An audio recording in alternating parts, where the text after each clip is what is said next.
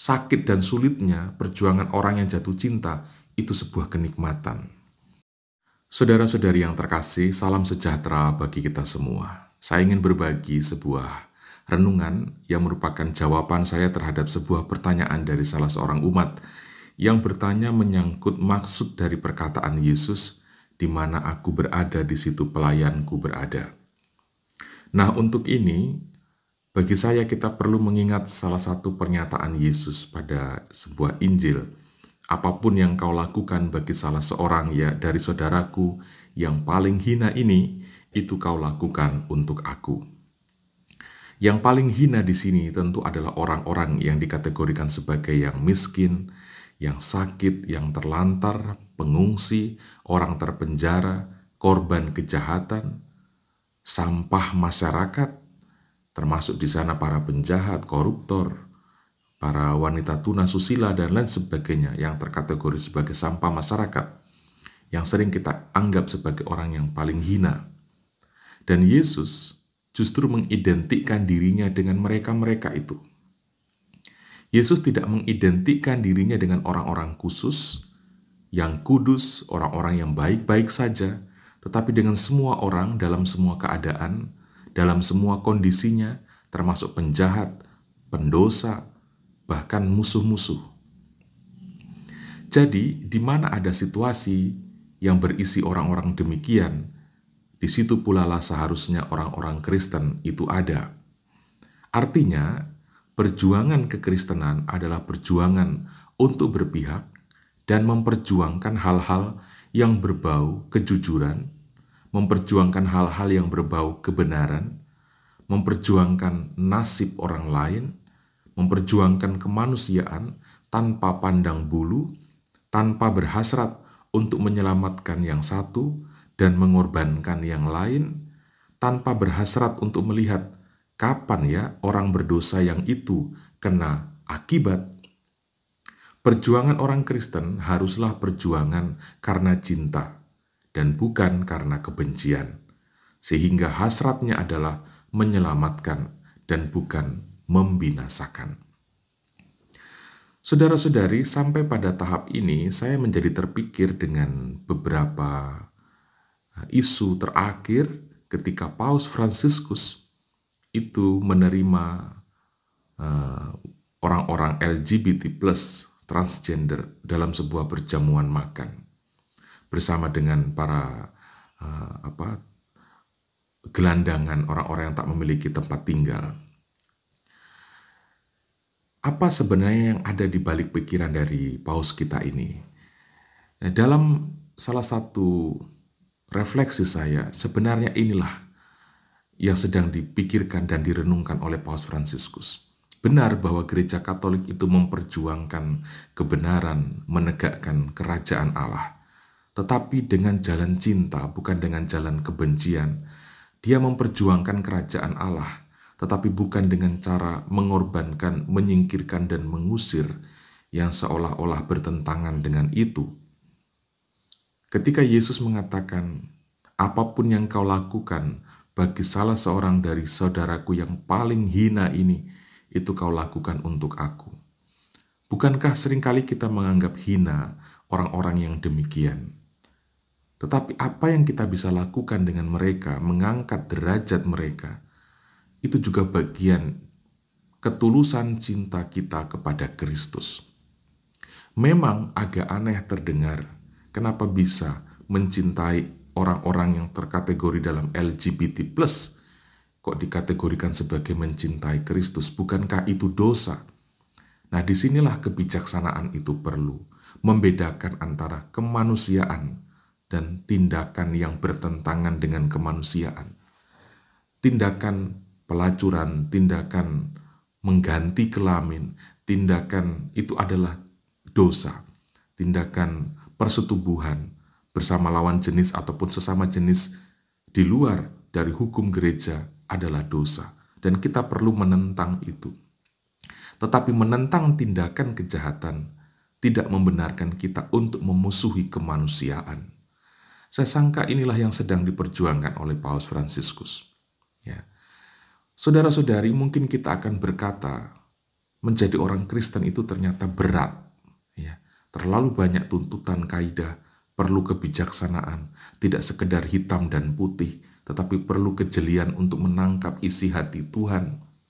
Tentu saja berat menjadi Kristen bagi orang yang menjalaninya tanpa tahu arti dan makna.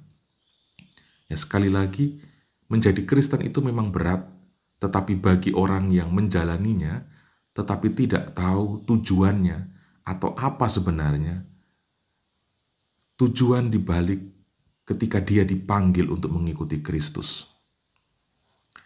Menjadi ringan, bahkan menjadi kesukaan bagi orang yang sungguh jatuh cinta dengan Yesus Kristus.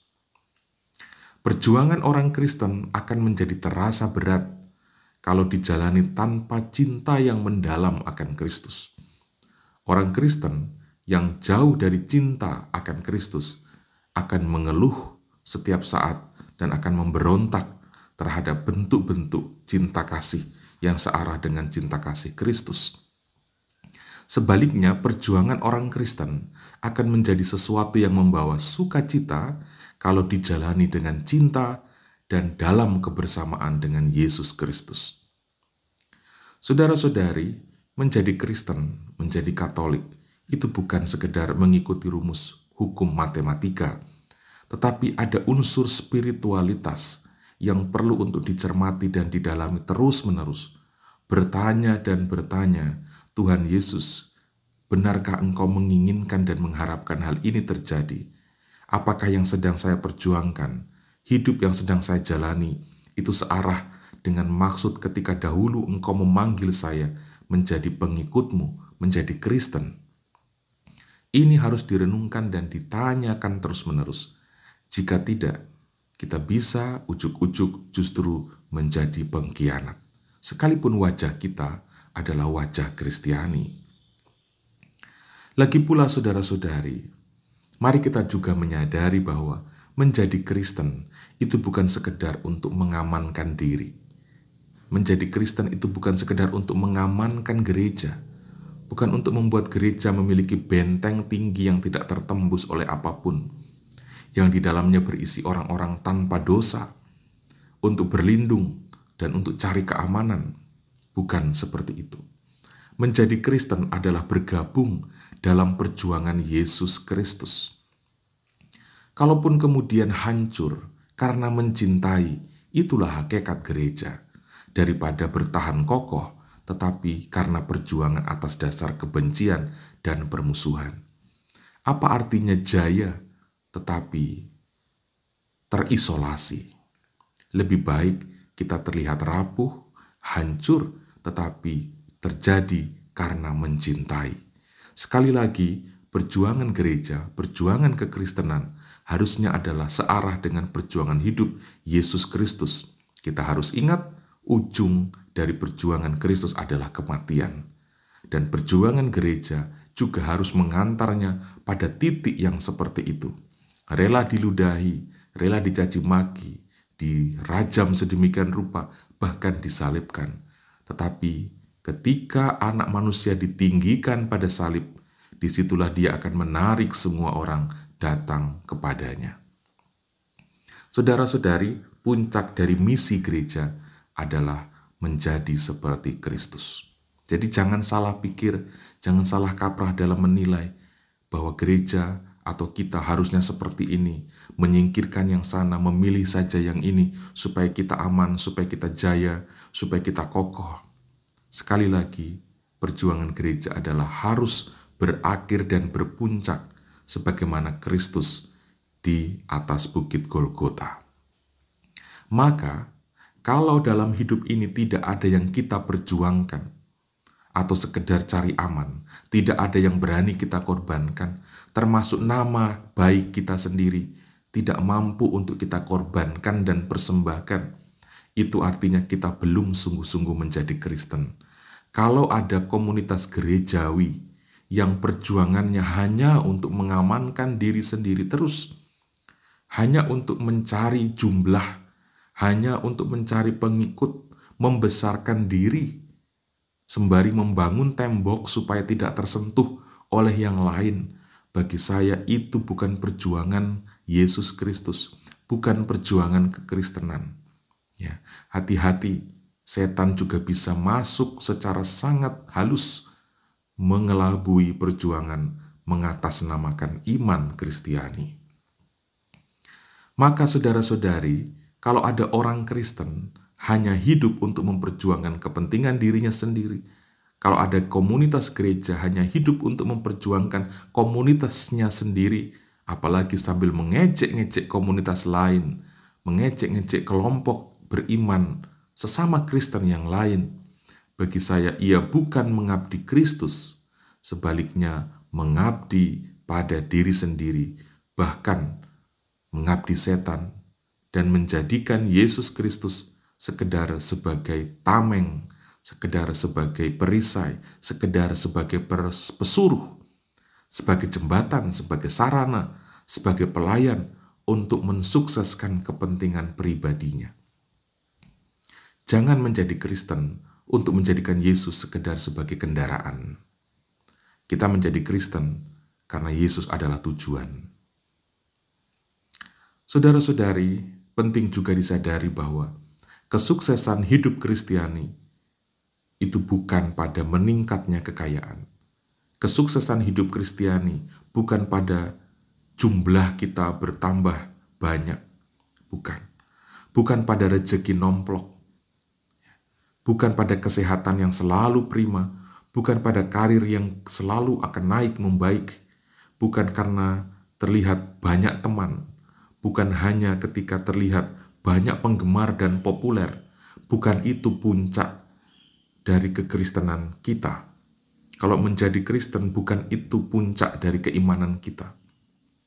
Kesuksesan hidup Kristiani adalah berani rugi dan berkorban untuk Kristus demi mensukseskan perjuangan Kristus. Berani sakit untuk Kristus dan misinya. Berani miskin untuk Kristus dan gerejanya, berani kesepian, berani ditinggalkan teman, berani terasing karena mempersembahkan hidup untuk kepentingan-kepentingan Kristus. Inilah suksesnya kita sebagai orang Kristiani. Ya, apakah itu berat? Berat bagi orang yang tidak punya cinta pada Kristus, tetapi itu menjadi sukacita bagi orang yang sungguh-sungguh terpesona dan jatuh cinta dengan Kristus. Orang yang jatuh cinta akan selalu mencari tahu apa kemauan dari orang yang dicintainya itu. Saya sangka Anda yang hidup berkeluarga, yang sekarang mungkin sedang menjalin relasi tertentu, Anda mengamini kata-kata saya.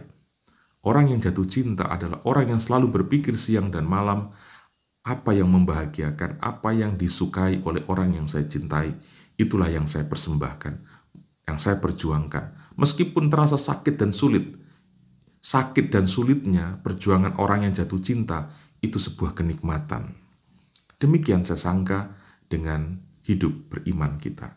Semakin kita jatuh cinta dengan Kristus, maka kemiskinan, kerugian, pengorbanan, kesepian, keterasingan, tidak memiliki teman akan menjadi sesuatu yang justru membawa makna dan arti. Singkatnya, saudara-saudari, hidup itu menjadi sungguh-sungguh hidup kalau fokusnya adalah Yesus Kristus. Sekali lagi, hidup akan menjadi sungguh-sungguh hidup kalau fokusnya adalah Yesus Kristus. Ingat kata-kata Yesus, biarkanlah orang mati menguburkan orang mati, tetapi kamu ikutilah aku. Orang yang menolak untuk menjadikan Yesus sebagai fokus hidup itu serupa dengan zombie. Ya, terlihat bernafas, tetapi sesungguhnya jiwanya mengalami kematian. Saudara-saudariku, Tuhan Yesus memberkati kita semua.